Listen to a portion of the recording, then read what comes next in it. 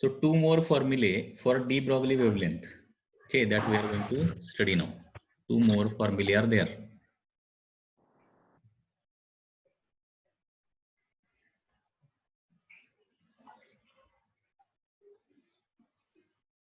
Two more formulae are de Broglie wavelength of charged particle moving in magnetic field. Okay, suppose a charged particle is moving inside magnetic field, तो उसका de Broglie wavelength कितना रहेगा? Okay, de Broglie wavelength, de Broglie wavelength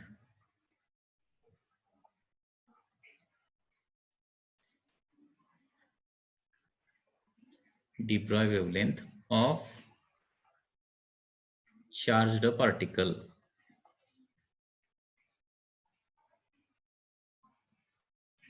moving inside magnetic field, moving inside magnetic field. Okay, तो magnetic effect of electric current में हमने formula देखा है कि suppose there is a magnetic field like this, ठीक है, यहाँ पे इस तरह से मैग्नेटिक फील्ड है, एंड यहाँ पे अगर कोई charge particle, Q charge particle फी वेलोसिटी से मैग्नेटिक फील्ड में एंटर करता है, तो क्या होता है, यहाँ पे ये सर्कुलर मोशन में घूमने चालू करता है.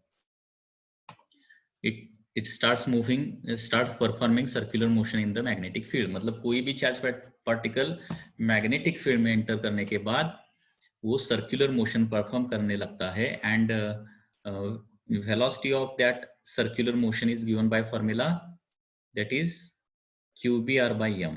ये फॉर्मूला तो आपको पता है. Okay, when a charge particle is moving inside a magnetic field, the velocity of that charged particle is given by formula QBR/m, and therefore we can write m phi is equal to QBR.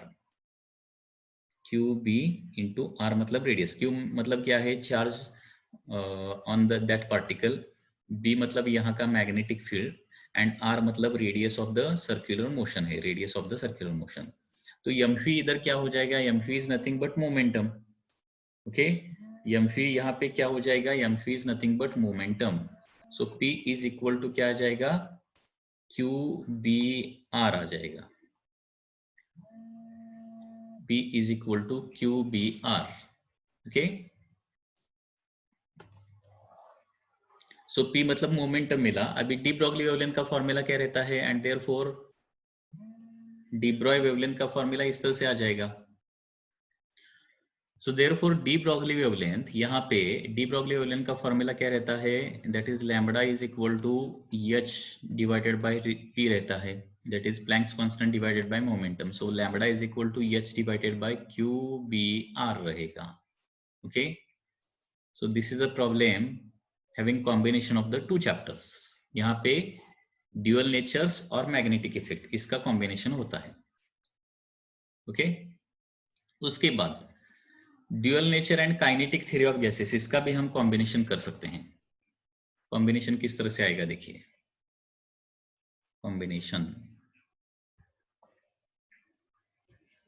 Combination किस तरह से आएगा देखिए, यहाँ पे अभी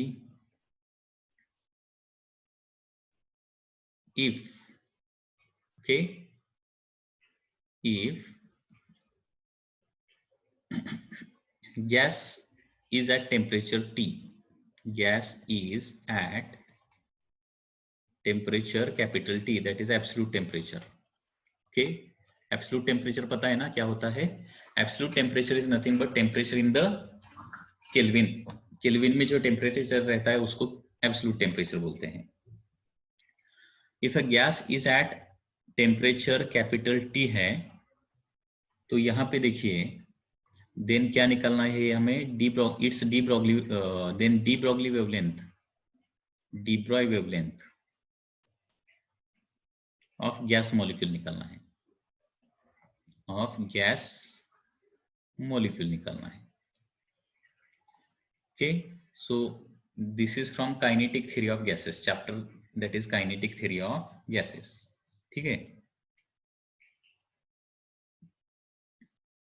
तो यहाँ पे क्या करना पड़ेगा देखिए, गैस के सभी मॉलिक्यूल जो है वो रैंडम मोशन में रहते हैं, वो आपको पता होगा. Okay, gas molecules are in random motion, they are moving in all possible direction with all possible velocities.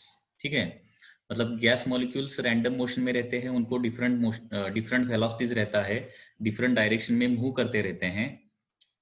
तो यहाँ पे जब गैस मॉलिक्यूल मूव करते रहेंगे तब उनका भी वेव नेचर रहेगा और उनको भी डी ब्रॉगली वेवलेंथ रहेगा। तो गैस मॉलिक्यूल का डी ब्रॉय वेवलेंथ जो है वो हमें निकालना है। वो किस तरह से निकालेंगे? By KTG, by kinetic theory of gases, हमें kinetic energy of gas molecule का फॉर्मूला मिलता है। Kinetic energy of gas molecule, okay. So kinetic energy of gas molecule का फॉर्मूला क्या है? देखिए, kinetic energy of gas molecule के is equal to 3/2 kBt है। Kinetic energy of gas molecule is given by formula 3/2 kBt। यहाँ पे 3/2 kB मतलब क्या है? बोल्ट्जमैन कांस्टेंट है, एंड T मतलब क्या है? Absolute temperature. एंड हमें डी ब्रॉय वेवलेंथ का formula in terms of kinetic energy पता है, ओके। डी ब्रॉय वेवलेंथ का फॉर्मूला क्या है? देखिए, but de Broglie wavelength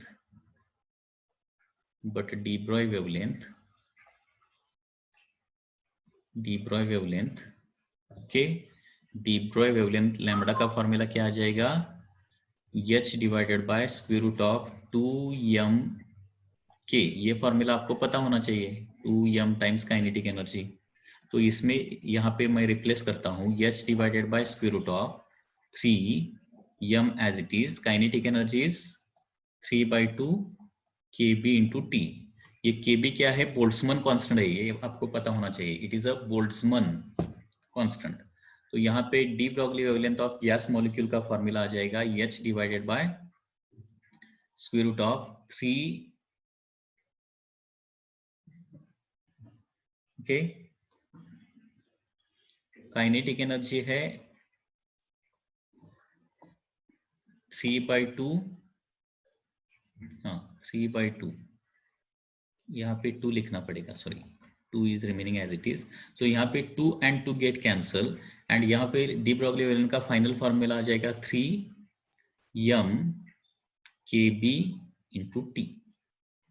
So de Broglie wavelength of gas molecule when it is moving inside that particular gas, उसका formula आता है h divided by square root of 3m kbt। ये formula आ जाएगा, ठीक है।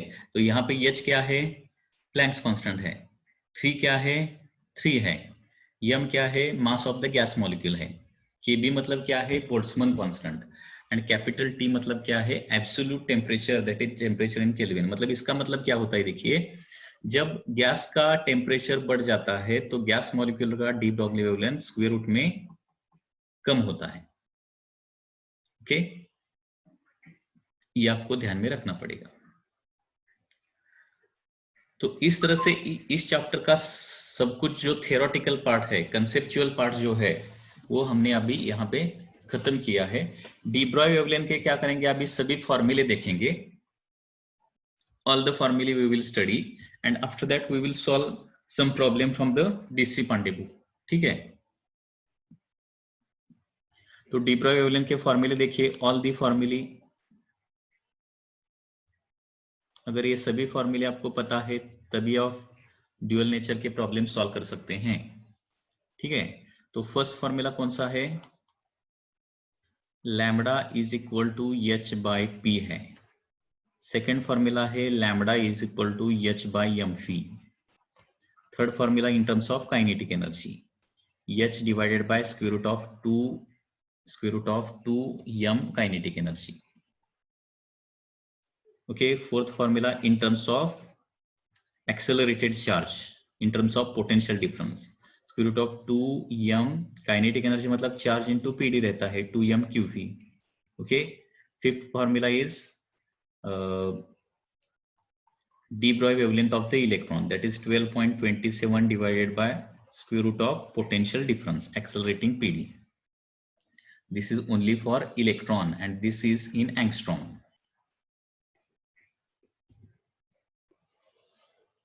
ठीक है। उसके बाद हमने फॉर्मूला कौन सा देखा है? De Broglie wavelength of electron in terms of its energy, that is 12.27 divided by square root of energy, ये एनर्जी किस में होनी चाहिए? इलेक्ट्रॉन वोल्ट में ही होनी चाहिए, एंगस्ट्रॉम। उसके बाद de Broglie wavelength of photon, photon का डी ब्रॉय वेवलेंथ हमेशा क्या रहता है? h by de Broglie wavelength of photon क्या रहेगा? दैट इज 12,400 डिवाइडेड बाय उसका एनर्जी। ये शॉर्टकट फॉर्मूला है, ठीक है, डी ब्रॉय वेवलेंथ और फोटोन। उसके बाद हमने कौन सा फॉर्मूला देखा है? Next is related to the charge particle in magnetic field. If charge particle is moving inside magnetic field, तो उसका फॉर्मूला हमने अभी देखा है, दैट इज कौन सा है? h by Q B R है, h by Q B R. So this is formula for charge particle in magnetic field.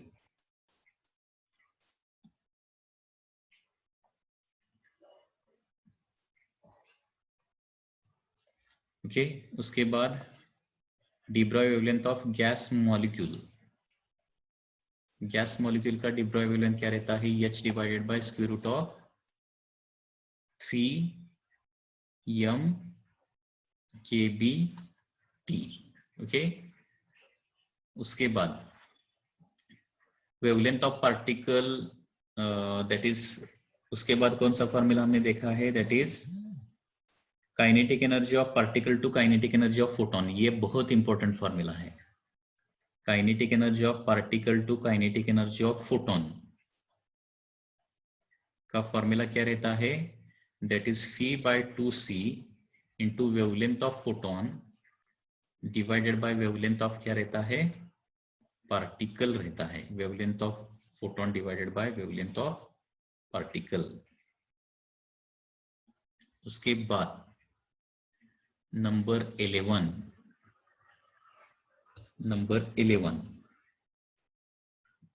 Okay. उसके बाद फॉर्मूला और कौन सा फॉर्मूला हमने पढ़ा है, बताइए थोड़ा सा।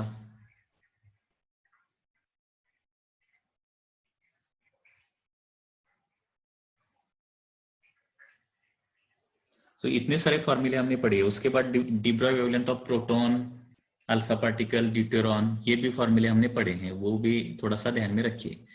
और एक डी ब्रॉय वेवलेंथ का और भी एक फॉर्मूला मैं निकाल सकता हूं। कौन सा formula? That is photo electric effect का कॉम्बिनेशन यहाँ पे करके, okay. Photo electron, D Broglie wavelength of photo electron क्या रहेगा?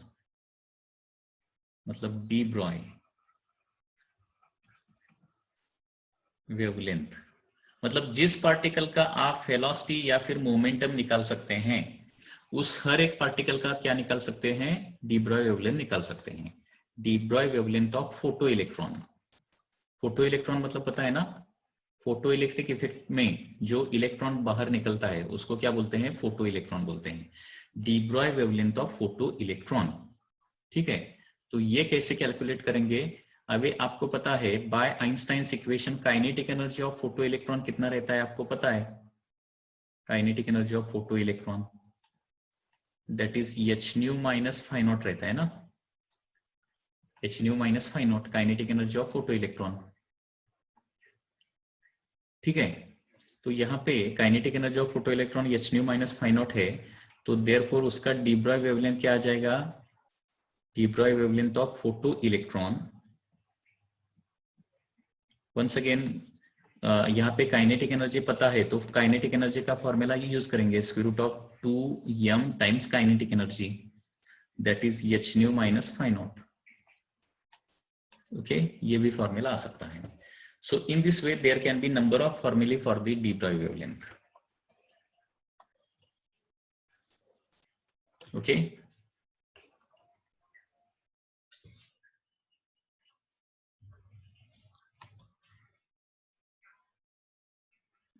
सो next problem that is 11.29 solve करेंगे। 11.29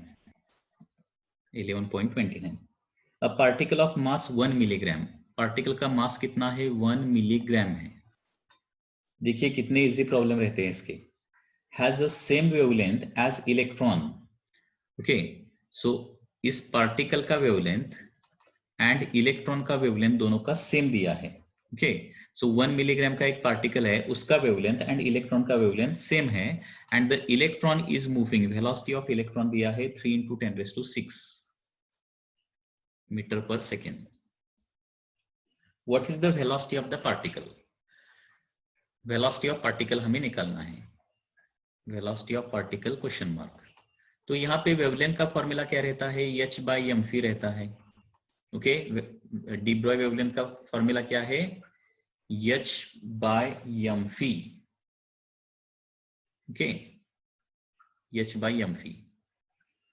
तो यहाँ पे अगर वेवलेंथ दोनों का सेम है, पार्टिकल और इलेक्ट्रॉन का वेवलेंथ सेम है, h तो कांस्टेंट है, तो मोमेंटम सेम ही होना चाहिए, तभी ये पॉसिबल है, अदरवाइज नहीं है. ओके, वेवलेंथ सेम कब रहता है? जब मोमेंटम सेम रहता है. तो therefore mass of the particle यहाँ पे क्या होना चाहिए? Mass of the particle into velocity of particle क्या होना चाहिए? Is equal to mass of the electron into velocity of electron होना ही चाहिए, तभी ये पॉसिबल है. ओके, सो देयरफॉर हमें क्या निकालना है? वेलोसिटी ऑफ पार्टिकल निकालना है. तो वेलोसिटी ऑफ पार्टिकल कितना आ जाएगा? Mass of electron, velocity of electron divided by mass of the particle.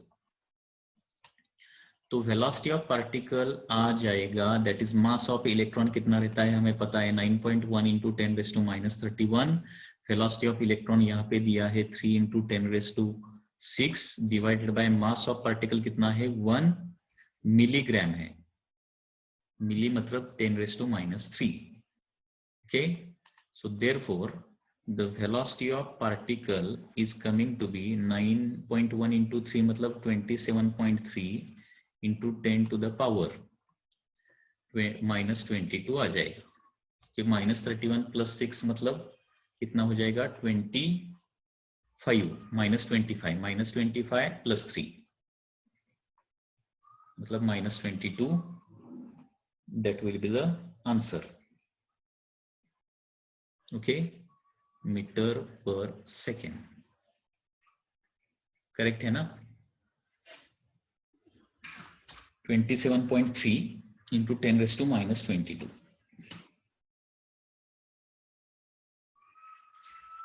Sorry, one mistake is done by me. 1 milligram है. 1 मिली मतलब क्या रहेगा? 10⁻³ ग्राम रहेगा. एंड यहाँ पे न्यूमरेटर पे किलोग्राम में, इलेक्ट्रॉन का जो मास है वो किलोग्राम में रखा है, तो पार्टिकल का मास भी मुझे किलोग्राम में ही रखना पड़ेगा. तो किलोग्राम, ग्राम मतलब 10⁻³ किलोग्राम, मतलब ये 10⁻6 किलोग्राम मास आ जाएगा. Sorry, that is the mistake. So mass of the particle यहाँ पे कितना आ जाएगा? That is 10⁻6. 1 मिलीग्राम मतलब 10⁻6 किलोग्राम.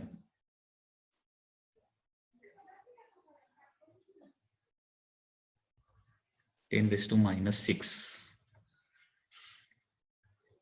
ओके, तो यहाँ पे कितना आ जाएगा? अभी 10⁻19 आ जाएगा, -19. 10⁻19, and therefore velocity of particle will be equal to 2.73 into 10⁻18 meter per second. So in this way the solution will be there. So any doubt in this case? कुछ डाउट है तो बोलिए. तो मास का वो ध्यान में रखना पड़ेगा. मिलीग्राम मतलब 10⁻6 किलोग्राम, और मास हमें किलोग्राम में ही यहाँ पे प्लेस करना है. Okay, next is 11.30. 11.30, find out the energy that should be added to an electron. Okay, क्या निकालना है?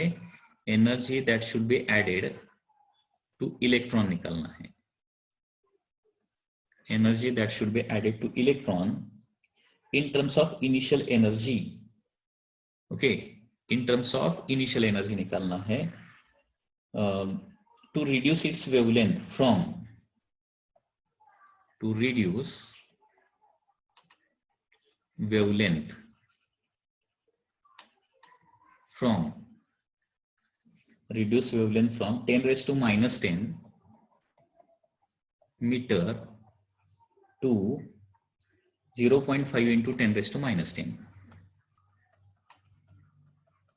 meter. Okay, that is the question. What energy should be added to the electron to reduce the wavelength from 10 raised to minus 10 meter to 0.5 into 10 raised to minus 10? क्योंकि यहाँ पे आपको de Broglie wavelength का formula पता है in terms of kinetic energy, H divided by square root of 2m(k).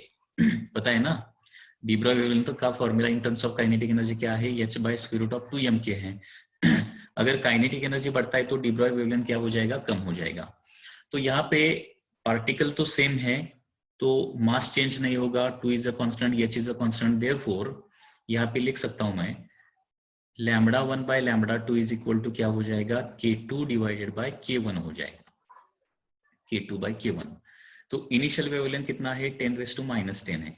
बाद में wavelength कितना करना है, 0.5 इंटू 10 रेज़ टू माइनस 10 करना है, स्क्वायर रूट में लेना पड़ेगा, सॉरी स्क्वायर रूट। ओके, तो स्क्वायर रूट ऑफ क्या हो जाएगा, K2 divided bye, suppose initial kinetic energy को मैं K लेता हूं, इनिशियल काइनेटिक एनर्जी को K कंसिडर करता हूं, तो K2 मुझे निकालना है।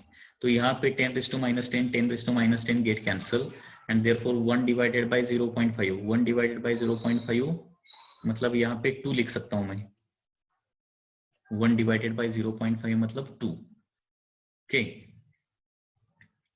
Square root of K2 divided by K हो जाएगा and therefore squaring both side 4 is equal to K2 divided by K, मतलब K2 कितना बनेगा, 4K बनेगा।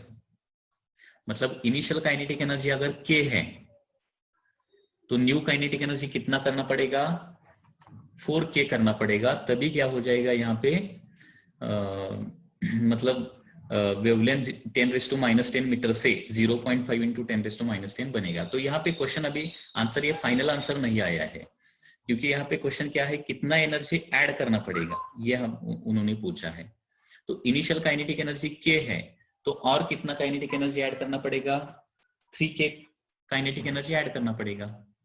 Okay, so energy required to be added, इसका आंसर क्या आ जाएगा, energy required to be added is 3K। Okay, energy required to be added is 3K, ये ध्यान में रखिए। That will be the answer of that question. Energy required to be added is 3K. समझ में आया क्या, देखिए λ1 by λ2 is equal to root K2 by K1 लिखा हमने, और उसके बाद क्या किया है, λ1 λ2 का वैल्यू उसमें डाल दिया और K2 और K के बीच में रिलेशन निकाला, तो K2 is equal to 4 times K आता है। या फिर डायरेक्टली भी हम ऐसा कंसिडर कर सकते हैं, वेवलेंथ अगर हाफ करना है तो काइनेटिक एनर्जी हमें क्या करना पड़ेगा, 4 टाइम्स, क्योंकि स्क्वायर रूट में है और इनवर्सली है। यहाँ पे वेवलेंथ क्या किया है, 1 का 0.5 किया है into 10 raise to minus 10, 1 into 10 raise to minus 10 का 0.5 इंटू 10 रेज़ टू माइनस 10 किया है। तो इसका कैलकुलेशन करने के बजाय डायरेक्ट आपको ये थिंक करना आना चाहिए। अगर वेवलेंथ वेवलेंथ अगर हाफ करना है तो काइनेटिक एनर्जी आपको 4 टाइम्स करना पड़ेगा, काइनेटिक एनर्जी 4 टाइम्स, मतलब इनिशियल काइनेटिक एनर्जी K है तो उसमें 3K ऐड करना पड़ेगा, 3K kinetic energy is required to be added.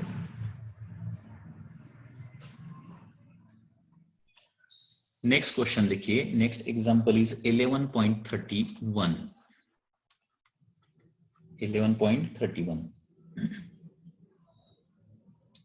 When momentum of proton is changed by an amount P naught, question क्या है देखिए, when momentum of a proton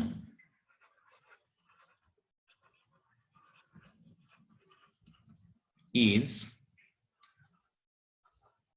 changed by P naught, the corresponding change in de Broglie wavelength is, then corresponding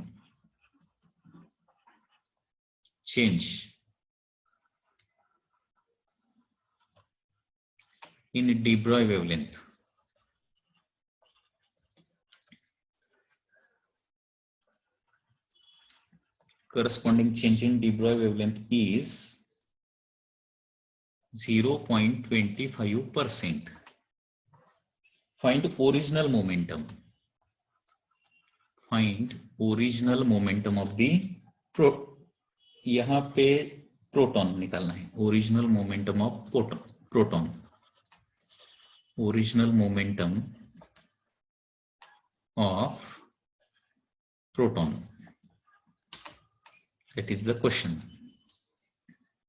question में क्या दिया है देखिए, momentum of proton it changed by P naught. Okay, P naught से momentum को क्या किया है, चेंज किया है.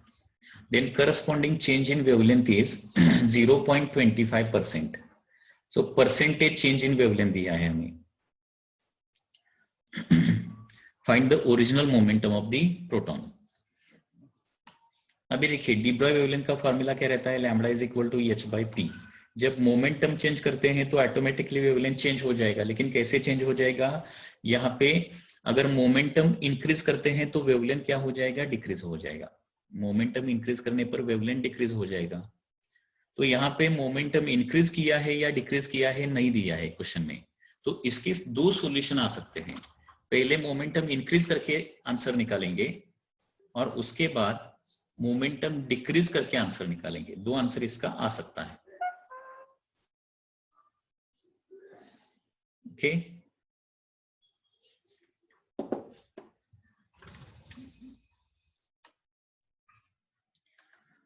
देयरफॉर यहाँ पे एक फॉर्मूला हम लिख सकते हैं, that is from this, from above relation, okay, we can write delta lambda by lambda is equal to delta P by P. इस तरह से लिख सकते हैं. That is the formula for the change. Okay, change का formula इस तरह से लिख सकते हैं. Okay, so delta lambda by lambda is equal to delta P by P लिख सकते हैं. वो इसमें कोई प्रॉब्लम नहीं है. अगर ये प्रूव करना है तो बाय यूजिंग डेरिवेटिव ये हम प्रूव कर सकते हैं, bye using derivative. Okay, by using derivative only we can prove this. So delta lambda by lambda is equal to delta p by p रहेगा. तो सपोज यहाँ पे केस 1 ले लेंगे. केस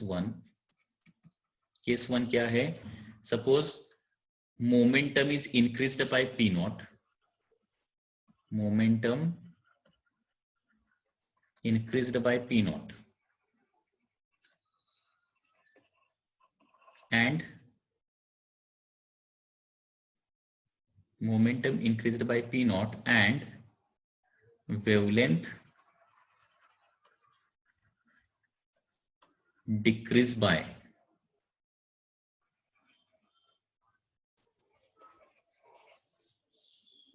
0.25%. ठीक है. इनवर्सली, अगर इनवर्सली प्रोपोर्शनल है तो lambda 1 by lambda 2 is equal to P2 by P1 आता है. देखिए lambda 1 by lambda 2 is equal to P2 by P1 आता है. लेकिन चेंज का फॉर्मूला तो इस तरह से रहेगा, delta lambda by lambda is equal to delta P by P. आपने मेजरमेंट टॉपिक में ये पढ़ा होगा ना. मेजरमेंट टॉपिक में क्या पढ़ा है, suppose x is equal to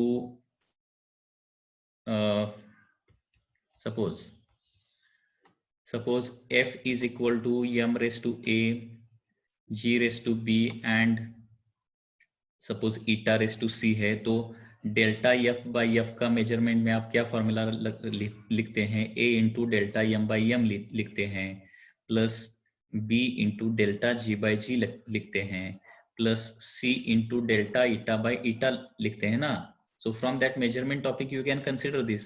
अगर डायरेक्ट है या फिर इनवर्स है, तभी ओनली फर्क क्या होता है, वो एक बढ़ता है तो दूसरा कम होता है, उतना ही फर्क होता है.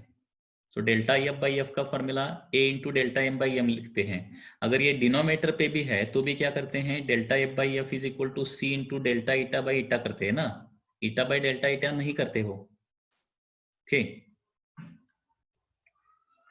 तो this thing can be proved. मतलब ये रिलेशन कहाँ से आ गया है, ये relation by using the derivative. Derivative का कंसेप्ट यूज करके ये किया है. Okay, by using the concept of derivative only this has been done.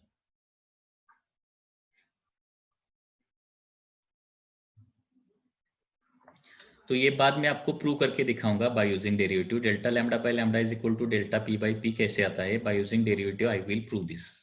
Okay, यहाँ पे माइनस साइन आता है, लेकिन माइनस, तो यहाँ पे ओनली मैग्नीट्यूड का थिंक कर रहे हैं हम, तो माइनस का छोड़ दीजिए अभी। So delta lambda by lambda is equal to delta P by P. अभी डेल्टा लैम्डा बाय लैम्डा कितना है, वेवलेंथ डिक्रीजेस है ना। सो सपोज इनिशियली 100 है, तो बाद में कितना हो जाएगा, 99.75 हो जाएगा, क्योंकि यहाँ पे डिक्रीज है ना 99.75। So delta lambda by lambda, sorry delta lambda ही लिखना है, सॉरी फाइनल वैल्यू नहीं लिखना है, सॉरी। सो इनिशियली अगर 100 है तो कितना चेंज हो रहा है, 0.25 से चेंज हो रहा है। डेल्टा लैम्डा मतलब ओनली चेंज लिखना है, फाइनल वैल्यू नहीं लिखना है, ठीक है। So delta lambda by lambda is equal to क्या लिखा मैंने, 0.25 बाय 100 लिखा। अभी डेल्टा पी, अभी इनिशियल मोमेंटम सपोज पी है, तो न्यूमरेटर पर डेल्टा पी मतलब पी नॉट लिखना पड़ेगा मुझे, डेल्टा पी मतलब पी नॉट लिखना पड़ेगा। So therefore P naught is equal to क्या आ जाएगा, P naught is equal to, नहीं इनिशियल मोमेंटम मतलब पी निकालना है हमें, तो पी इज इक्वल टू क्या आ जाएगा, P is equal to changes by P naught. So in terms of P naught ये आंसर आ जाएगा। So 100 divided by 0.25 into P naught, that will be answer. So कितना आ जाएगा ये, 400 आ जाएगा, 400 P naught. So that is the initial momentum. Okay,